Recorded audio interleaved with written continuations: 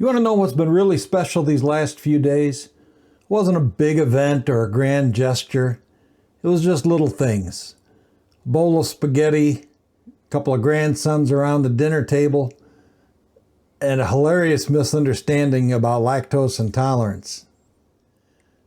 I'm Opa, and tonight I want to talk about why the little things we nearly forget are sometimes the most special memories.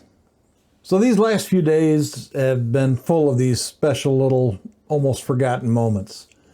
I drove Sandy to a hair appointment, stopped over at Lowe's to pick up an order, and managed to keep my temper when, once again, their mobile app did not work for letting me scan and open the locker, so I had to deal with one of the employees, but I kept my patience and I was nice and friendly the whole time, so little victories there.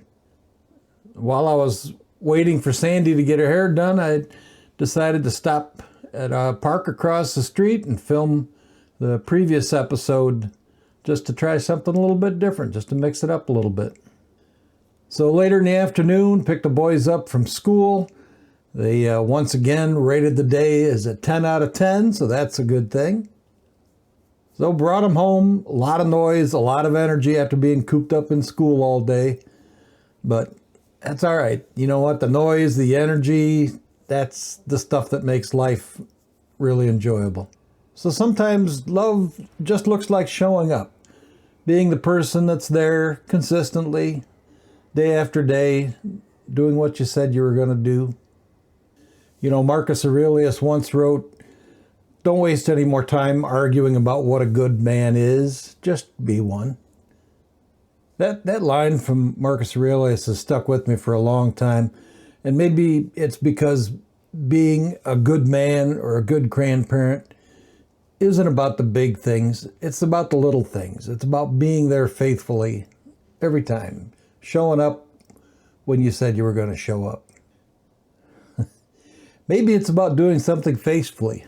Building that trust with your spouse, your grandkids, so that when you say you'll be there for them, you are. And that includes the kind of things that I'm trying to get better on. The reason I started this series. Helping around a little more with housework, cleaning up after myself in the kitchen, just little things like that. Mopping the floor without having to be reminded about it. So that's what I'm working on, and it's slowly getting better. But the lactose intolerance I mentioned, that's a good one. So we're having dinner, my wife and I and the grandsons, and the oldest one, Hank, starts talking about lactose intolerance for some reason. No idea why. And my youngest one pipes in then and says, "Yeah, I know people that are lactose intolerant." And my wife, just curious, says, "Oh, okay. Well, do you understand what that is?" And that's, well, yeah, it's when you don't like toast. Don't like toast? Yeah, black toast. You're lactose intolerant. And of course, it cracked us up. We're still laughing about it a couple days later. But yeah, kids.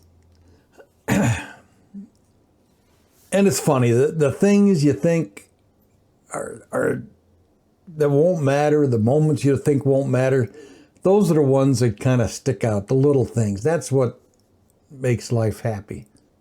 And I've come to believe that the happiest people are the ones that remember the most. And that's why I'm really glad I'm sticking with this journaling habit, because it helps me remember. My memory isn't as good as it used to be. And so just a simple act of sitting down in the evening and just writing down the totally minor, forgettable things that happened during the day, that really helps. It helps cement those memories in, and it makes me happy looking back on it. So tonight, if you find yourself thinking, boy, my life is boring, these small things really don't matter, they do. The waiting in the Lowe's pickup line, taking your wife over to get her hair cut and just time chit-chatting in the car, the simple dinners with grandsons, eating leftover spaghetti or whatever, talking about lactose intolerance. Those are the things that matter. Those are the memories that make life happy. So thanks for spending a few minutes again with me tonight and listening to my rambling. And if you've got some lactose intolerance memories you'd like to share, I'd love to hear about them in the comments. So this has been Opa's Evening Review for another Friday. Gentle words for a loud world. Love for you to subscribe, leave a story below in the comments, and I'll see you next time.